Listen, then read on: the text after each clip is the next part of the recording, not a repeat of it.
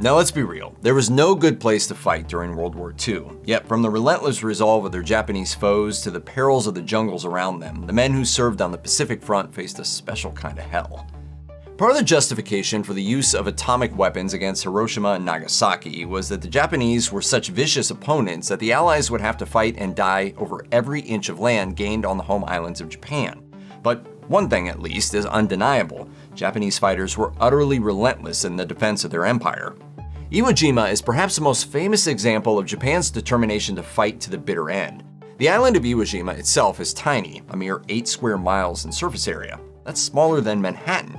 Using natural caves and man-made reinforcements, however, the Japanese transformed it into a near-impregnable fortress that took American troops a solid month to overcome. Every time we took a step, we were still losing people. 6,800 U.S. Marines were killed in the process, while some 18,500 of the 21,000 Japanese defenders died. This is an absolutely astonishing ratio, of course, and today the name Iwo Jima remains a testament to the remarkable doggedness of the Japanese soldiers during the war. And it wasn't just the Japanese servicemen who posed a nightmare for Allied troops. The civilian population put up just as much of a fight. On the island of Saipan, for example, ordinary citizens had been pressed into service by the Japanese commander in order to reinforce his troops for the final Banzai attack. After it failed, an estimated 1,000 Japanese civilians on the island threw themselves from the cliffs rather than accept captivity. By October 1944, the Japanese military was in a state of gradual retreat toward the home islands. So, to frustrate the Allies' advance, they began to use airborne suicide bombers against them. These pilots were known as Tokotai, an abbreviation of the Japanese word for special attack units. But most of the world knew them under a different name, Kamikaze. Half his body and plane come on the ship, and the other half with a 500-pound bomb went in the water. At the time, Japan was running short on most of the materials they needed to continue the war, but they still had plenty of planes and pilots, or at least people they could teach how to fly into a boat. Beginning in October 1944 with a suicide attack carried out by Rear Admiral Masafumi Arima against the carrier USS Franklin, the Japanese came to rely more and more on these weapons as the war ground to an end. Eventually, they even began constructing cheap aircraft especially made for kamikaze attacks. And it wasn't just planes either. Small boats and even human-driven torpedoes were used in one-way sorties against US ships. Kamikaze attacks were hard to counter, but the US forces soon learned to combat them using radar-equipped pilot boats, advances in anti-aircraft weaponry, and a renewed focus on strikes against Japanese airfields. But they never stopped them completely. Vice Admiral Matome Ugaki, a key architect of the Tokotai plan, died on one of the last kamikaze attacks of the war, on the very day of Emperor Hirohito's surrender broadcast. The terrain of the islands on which the Allied forces had to fight was an enemy almost as fearsome as the Japanese army. Take New Guinea, for example. New Guinea is the second largest island in the world, mountainous across most of its length, almost totally forested, and experiences annual rainfall that totals over 300 inches in some places. It is a land of amazing cultural and natural diversity, being home to some of the planet's great wonders, but it's not somewhere you'd want to, say, engage in a bitter fight to the death with the Japanese Empire. A hospital ship with United States Army nurses arrives in Port Moresby to care for troops wounded in the furious fighting for New Guinea. New Guinea stood between the Japanese and the important Allied stronghold of Australia, and the Allies knew that if their enemy could capture the city of Port Moresby on the south of the island, they could pose an unacceptable threat to Australia and its shipping lanes. And so both sides fought over New Guinea and Port Moresby for over 3 years. Back and forth fighting in the jungles claimed countless lives, disease was rife, supply lines were uneven at best, and the rain was near constant. It was, to put it simply, hell.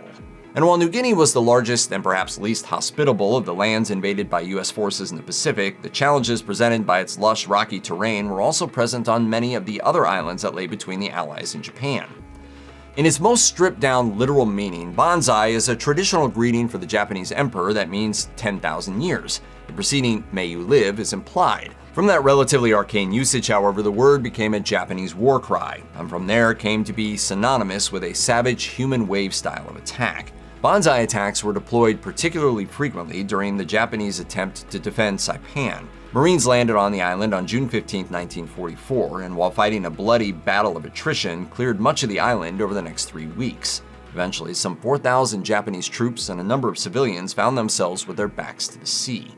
The Japanese defenders had earlier taken a vow to each take 7 American lives before they died, and they were running out of chances to do so. So on the night of July 6th, they pounded what beer and sake they had left, and then in the small hours of the morning, burst out of their encampment, screaming and brandishing their swords. The Japanese quite literally threw themselves at the U.S. forces, with no hope of victory but the assurance of carnage. After 12 hours of ferocious fighting, effectively all the Japanese defenders lay dead. They had taken over 400 Americans with them. The Americans did take the island and still have it. Yep, it's now what's called the Northern Mariana Islands, and it's one of the 5 populated U.S. territories. Like most countries at war, Japan ran a system of prison camps to detain enemy nationals caught up in their conquests, as well as any soldiers captured in battle. If you want to know how it was in one of those camps, well, Japan's refusal to abide by the 1929 Geneva Convention, as well as a general Japanese contempt for anyone who surrendered, meant that detainees suffered gravely at the hands of their captors. Prisoners were often transported from outlying areas to Japan or one of the industrialized areas it controlled, like Korea or Taiwan, in order to be forced to work for the Japanese war effort. This had the bonus effect of blocking them from potential rescue as Allied armies advanced.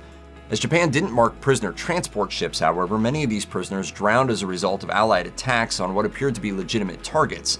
Many were also killed in air raids on Japanese cities. During their confinement, these prisoners endured malnutrition, forced labor, harsh punishments for real or perceived infractions, and other abuses. All things said and done, the death rate for Allied internees held by the Japanese averaged around 30%, although the exact figure varies somewhat depending on nationality. One particularly illustrative example of Japanese forces' cruelty to those they captured is the Bataan Death March. The Japanese began their assault on the U.S.-held Philippines the day of the Pearl Harbor attack, forcing the underprepared and underprovisioned American and Philippine troops to fall back from Manila to the outlying Bataan Peninsula. After a 99-day siege, they were overrun and defeated by Japanese forces. Most sick feeling you get when you look up and see Old Glory come down and a Japanese flag goes up. The Japanese themselves were underprepared for the surrender of 76,000 or so men, and so they began to force the prisoners, as well as others from across the captured island of Luzon, to march to a rail depot for transport. Each day of the march began with the Japanese captors forcing their prisoners to stand in the tropical sun to tire them out. They were then made to advance along the roads, with the guards beating the hesitant to harry them along. Stragglers were killed by shooting, bayoneting, or beheading, as was anyone accepting help from a sympathetic local, who would also have faced a similar fate. Some soldiers were forced to dig improvised graves for their comrades along the route. At the end of the 6-day march, the prisoners were stuffed into overcrowded boxcars and sent to an improvised POW camp at a captured U.S. installation where they fared little better. Counting the combined deaths from the march and the conditions at the camp, the overall death rate seems to have been over 30% among American servicemen, and potentially higher for the Philippine troops.